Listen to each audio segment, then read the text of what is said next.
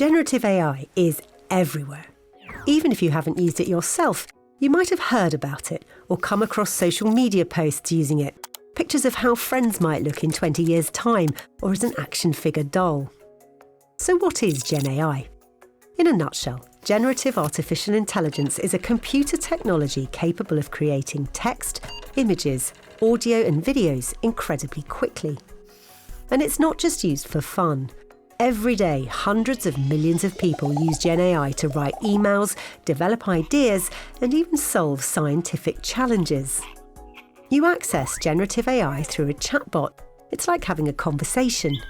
Every time you ask an AI chatbot a question or prompt it to perform a task, it predicts what you would like as a response, based on analysing millions and millions of pieces of data that it's already catalogued. You can even get it to answer with a particular tone, for example, chatty, funny, or deadly serious.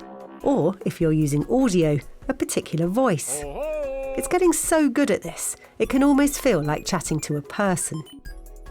Chatbots like Copilot or ChatGPT can be used as assistants that can help with a range of tasks. Everything from prioritising your to-do list to planning your next holiday or drafting a best man speech. So how do you get started with an AI chatbot? Getting set up with an account is pretty straightforward. If your school or employer already has guidelines, follow their instructions. Once you're set up, start asking it questions and see how it responds. It's easy to be impressed when it rewrites your CV or plans a round-the-world trip for you in seconds. But before you start relying on it, you need to understand a few key things. Firstly, the responses you get can look and sound very convincing, but that doesn't mean they're right or the information in them is true. Known as AI hallucinations, there have been cases where chatbots have advised users to add glue to pizza, eat rocks, or given dubious medical or legal information. You really do need to check the information they give you against reliable sources. And that doesn't just mean a quick cross-check with Google.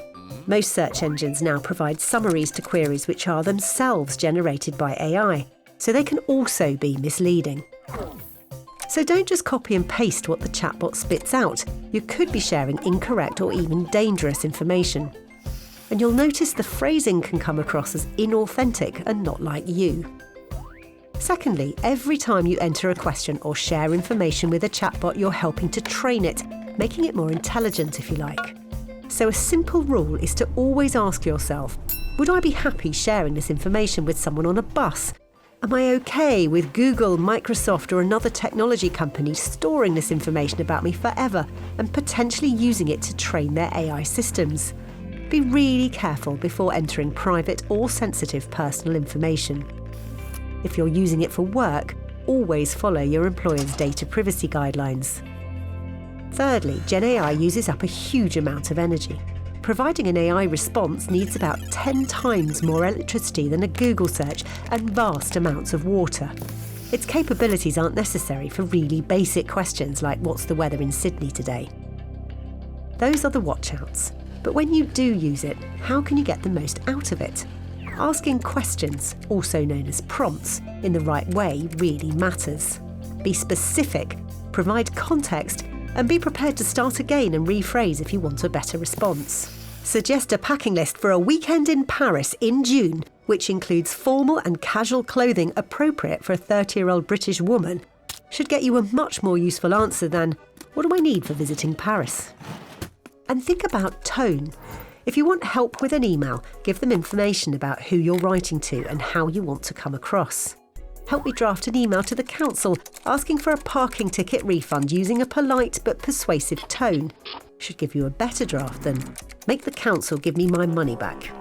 And of course, check the draft is correct and expressed in the way you want it to be. Remember, generative AI has created a set of handy tools, but they aren't perfect and you definitely need to cross-check everything they say.